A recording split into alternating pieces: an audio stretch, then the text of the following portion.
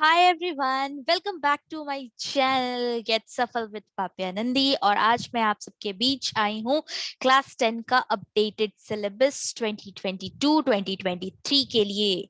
And I really hope कि आप सब इसका बहुत ही बेसब्री से इंतजार कर रहे होंगे, क्योंकि यही तो होता है सबसे मेन चीज जो हमारे बोर्ड्स में हमें काम आते हैं, राइट? कि हमें आखिर पढ़ना क्या है।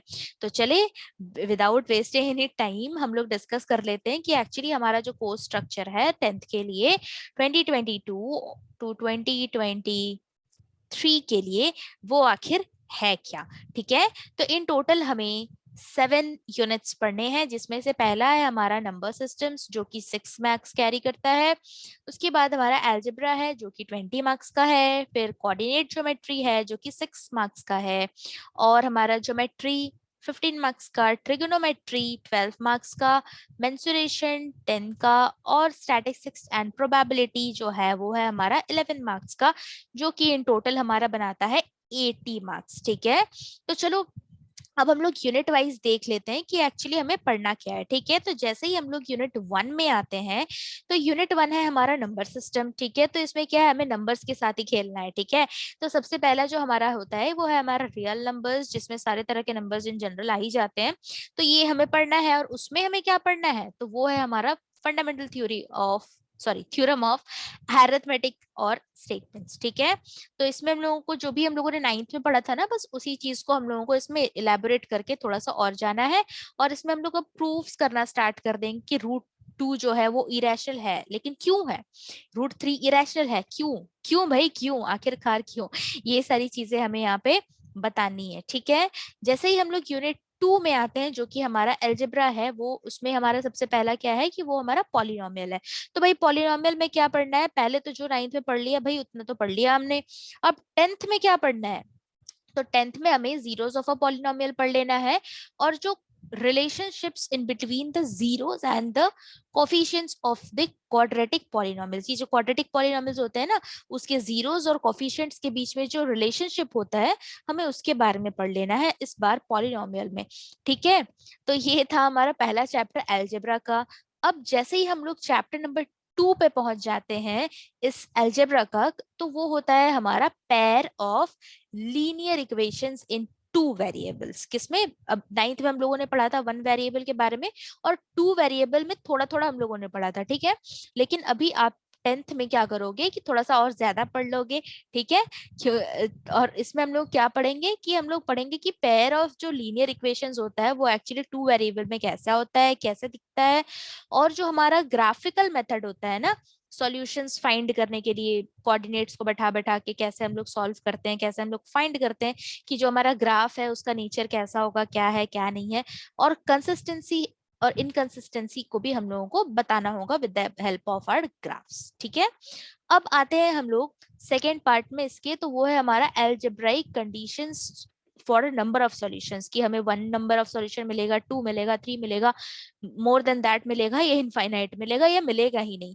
ये चीज हमें पढ़ना है सॉल्यूशंस के केस में। उसके बाद फिर हम लोग कैसे पढ़ेंगे, बाय सब्स्टिट्यूशन, बाय एलिमिनेशन, और कुछ कुछ जो सिंपल सिचुएशनल प्रॉब्लम्स है ना, राम ने आम खा लिया तो क्या हुआ, लाइक दैट। ठीक है, तो ये सिचुएशनल क्वेश्चंस हमें पढ़ने हैं।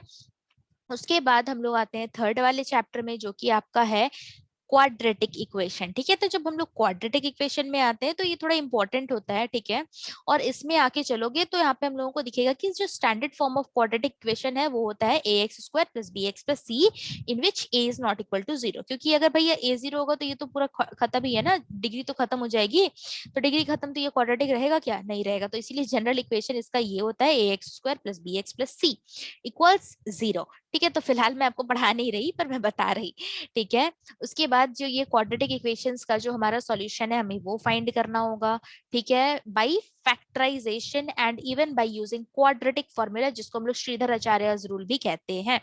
ठीक है, और उसके बाद जो डिस्क्रिमिनेंट होता है वो कैसे फाइंड करेंगे, और उसके और जो रूट्स के बीच का जो रिलेशनशिप होता है कि अगर डिस्क्रिमिनेंट 0 के बराबर आ जाए, लेस देन 0 आ जाए, या मोर देन 0 आ जाए, तो फिर क्या होगा। ठीक है, कैसा होगा, रियल, अनइक्वल, इमेजिनरी, कैसा, ये हमें पढ़ लेना है। और सिचुएशन बेस्ड क्वेश्चंस हमें इसमें भी पढ़ना है। एक्चुअली सिचुएशन दिए रहेंगे, आपको बस क्वाड्रेटिक इक्वेशन में उसको ट्रांसफॉर्म करना होगा, जो कि बहुत ईजी है, इसमें कुछ घबराने वाली बात नहीं है।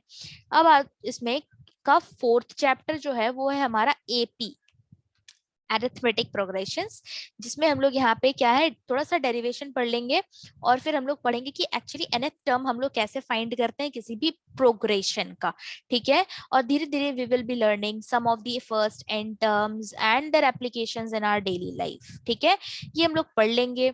कोऑर्डिनेट ज्योमेट्री में आ जाओ, जो कि हमारा यूनिट थर्ड है। तो इसमें हमको पढ़ना है कोऑर्डिनेट ज्योमेट्री, ठीक है, जिसमें हम लोग कोऑर्डिनेट ज्योमेट्री जो पहले हम लोगों ने 9th में पढ़ लिया है, उसी को बस हम लोगों को रिव्यू करते जाना है और फिर आगे बढ़ाते जाना है, ठीक है। और फिर हम लोग पढ़ेंगे इसमें कि लीनियर इक्वेशंस के ग्राफ कैसे होंगे, फिर डिस्टेंस फॉर्मूला हम लोग यूज करेंगे, सेक्शन फॉर्मूला यूज करेंगे, इंटरनल डिवीजन वाला, ठीक है। और फिर हम लोग इसको सॉल्व करेंगे। तो ये भी बहुत ईजी होता है, बहुत स्कोरिंग होता है, तो इसको तो छोड़ना ही नहीं है, ठीक है। आगे मूव करते हैं हम लोग यूनिट फोर्थ में, जो कि हमारा क्या है, ज्योमेट्री, जिसमें सबसे पहला चैप्टर है हमारा ट्रायंगल्स, ठीक है। तो ट्रायंगल्स में हमें क्या पढ़ने, डेफिनेशंस, एग्जांपल, ये तो पता ही है भाई। लेकिन उसके बाद फिर जैसे हम लोग पिछली बारी पढ़ रहे थे कि ऐसे ऐसे रूल, ये वो रूल रूल रूल बहुत सारा रूल था, अब हमें थ्योरम्स पढ़ने हैं। तो कुल मिला के कुछ 5 है, जो कि धीरे धीरे धीरे करके we will be solving it, ठीक है, हम लोग उसको सॉल्व कर लेंगे और समझ भी लेंगे, ठीक है। उसके बाद हमारा है सर्कल्स, जिसमें हम लोगों को टेंजेंट्स के बारे में मेनली पढ़ना है, पॉइंट ऑफ कांटेक्ट के बारे में मेनली पढ़ना है, और उसमें भी हमें टेंजेंट रिलेटेड और पॉइंट ऑफ कांटेक्ट या परपेंडिकुलर कह लो या रेडियाई कह लो या रेडियस कह लो, ये सारे के जो रिलेशनशिप्स होंगे या कैसे होंगे, ये सब चीज हमें पढ़ना है। उसके बाद हमारा है ट्रिगोनोमेट्री, जो कि आपके लिए थोड़ा सा न्यू होगा, बट बहुत मजा आता है, मेरी मानो, ये मेरा फेवरेट चैप्टर हुआ करता था, मैथ्स में हुआ करता है एक्चुअली। क्या है कि इसमें हम लोग को ट्रिगोनोमेट्री के बारे में पढ़ना है। Actually generally right angle triangle पे ही हम लोग करते हैं इसको। तो ये हम लोगों को फाइंड करना है कि ट्रिग्नोमेट्रिक रेशियोज क्या होता है, sine theta cos theta tan theta cot cosec sec, ये सब हमें पढ़ना है। और उसके वैल्यूज क्या होते हैं हमें वो पढ़ना है, उससे कैसे हम लोग काम करते हैं, क्या रिलेशनशिप्स होता है इन बिटवीन देयर रेशियोज, हमें ये पढ़ना है, ये बहुत इजी है। उसके बाद हमारा जो है ट्रिग्नोमेट्रिक आइडेंटिटीज, तो देखो भाई यहाँ पे तो बस आपको दिख रहा है कि साइन स्क्वायर ए प्लस कॉस स्क्वायर ए इक्वल्स 1, मुझे लगता है कि बस एक ही आपको पढ़ना है, ठीक है। तो ये आपका ट्रिगोनोमेट्रिक आइडेंटिटीज हो गया। और हमारा ये थर्ड पार्ट है जो कि हाइट एंड डिस्टेंस है, जो कि वेरी वेरी इंपॉर्टेंट होता है और ये सबसे ज्यादा मार्क्स का होता है इसमें, तो ध्यान रखना। तो इसमें angle of elevation, angle of depression, ये 2 चीज होता है उसमें। बस आपको बस अगर आपने फिगर उसको बना लिया ना ढंग से कि आपका फिगर कैसा बन रहा है, ऐसा ऐसा ऐसा ऐसा, मतलब कैसा भी बन रहा है, तो वो फिगर के बारे में आप लोगों ने कर लिया, तो आपको ये क्वेश्चन सॉल्व करने से कोई नहीं रोक सकता, कोई नहीं, मैं भी नहीं रोक सकती, ठीक है। तो ये आप लोग हाइट एंड डिस्टेंस आप लोग इजीली कर सकते हो, बहुत ही इजी है। पर हाँ, इसके लिए आपको बस ये रेशियोज आपको याद करने पड़ेंगे कि किसके कितने वैल्यूज होते हैं, ठीक है। तो इस पे हमें कुछ कुछ प्रॉब्लम्स मिलेगा सॉल्व करने को, ठीक है। तो यहाँ पे हमें दिख रहा है कि 30, 40 एंड 60 डिग्री, ये सब चीज एंगल ऑफ एलिवेशन या एंगल ऑफ डिप्रेशन जो है हमारा कितना 30, 45 और 60 डिग्री पे ही हमें इधर देखना है, ठीक है। तो ये तो बहुत ईजी है, चलो भैया, बहुत अच्छी बात हो गई। यूनिट 6 आ जाओ, तो ये हमारा मेंसुरेशन होता है, जिसमें हमारा पहला chapter area related to circles. Circles का एरिया निकालना है भाई, सेक्टर, सेगमेंट्स क्या होता है, arc, minor arc, perimeter, circumference, तो ये सब मैं डरा नहीं रही, ये बहुत इजी है, ठीक है। बस फॉर्मूला बेस्ड है, फॉर्मूलाज आप एकदम इजीली रट लोगे, कोई दिक्कत परेशानी नहीं आएगी, ठीक है। और मैं तो हूँ ठीक है। इसके बाद हमें सेंट्रल एंगल फाइंड करना आना चाहिए, ये सब चीज है। फिर सरफेस एरियाज एंड वॉल्यूम्स, ये सब के तो बाप हो आप, राइट। तो क्यूब्स, क्यूबॉइड्स, स्फेयर, हेमिस्फेयर और right circular cones and cylinders के बारे में आप लोग पढ़ लेना। उसके बाद आपका है यूनिट 7, जो कि आपका स्टैटिस्टिक्स एंड प्रोबेबिलिटी है। तो इसमें आपको मीन, मीडियन, मॉड पढ़ना है, जो कि है किसका, ग्रुप्ड डेटा। ग्रुप्ड डेटा, सोचो सोचो कितना इजी है। अब हमारा है कि प्रोबेबिलिटी है, जो कि हमारा जनरली जो डेफिनेशन है वो, और उसके बेसिस पे कुछ हमारे इवेंट्स वाले प्रोग्राम प्रॉब्लम्स, ठीक है। ये तो भैया कुछ ज्यादा ही इजी वाली बात हो गई है, ठीक है। तो इतना ही हमें पढ़ना है, बस इतना ही पढ़ना है, और वो भी पूरे साल भर में, तो ये कितना इजी है, राइट। अभी देखो इस तरह का कुछ आपका पेपर डिजाइन होने वाला है। पहला तो वही जैसा 9th का होता है कि रिमेम्बरिंग अंडरस्टैंडिंग पे आपकी 43 मार्क्स होगी, एप्लीकेशंस पे आपके 19 मार्क्स होंगे, एनालाइजेशन, इवेल्युएशन और क्रिएशन में आपके 18 मार्क्स होंगे, जो कि आपके टोटल बनाएंगे कितने, 80 मार्क्स। ठीक है। अब भैया इसको तो 100 करना है ना, तो 100 में एक 20 भी तो आएगा, तो जो कि है हमारा इंटरनल असेसमेंट। और इतना ही है आपके मैथ्स के सिलेबस में, और इतना ही है, ये इससे ज्यादा और कुछ है ही नहीं। ठीक है, तो ये चुपचाप से ये सिंपल सा है, कुछ हमारा दिक्कत वाली बात इसमें दिख नहीं रही है। और ये देखो मैथ्स का जो पेपर डिजाइन होने वाला है हमारे 3 घंटी 3 आवर्स का, तो इसका जो टाइपोलॉजी है ये कुछ इस तरह होगा, 60, 12 और 8 मार्क्स का। ठीक है। और इंटरनल जैसे अभी भी मैंने बताया कितने मार्क्स का, 20 मार्क्स का हो जाएगा। ठीक है। और इसके लिए आप जा सकते हो किसके पास, एनसीईआरटी के पास जाओ, आर एस अग्रवाल के पास चले जाओ, और किसके पास चले जाओ, आर डी शर्मा के पास चले जाओ। बाकी तो आप गेट सफल पे भी आके बात कर ही सकते हो, राइट।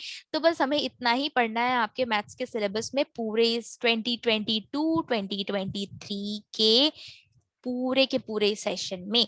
तो ये काफी कम सिलेबस है और हमारे पास टाइम बहुत ज्यादा है, तो डेली का काम डेली कर लो, और डेली की पढ़ाई डेली कर लो, और मेरे चैनल पे डेली आके अटेंडेंस लगा दिया करो और देख लिया करो। ठीक है। तो ये आपका क्या होगा, पूरा का पूरा आपका सिलेबस कवर हो जाएगा। ठीक है। चलो till then, thank you so much. Like share and subscribe my channel और गेट सफल with Papiya Nandi. Thank you.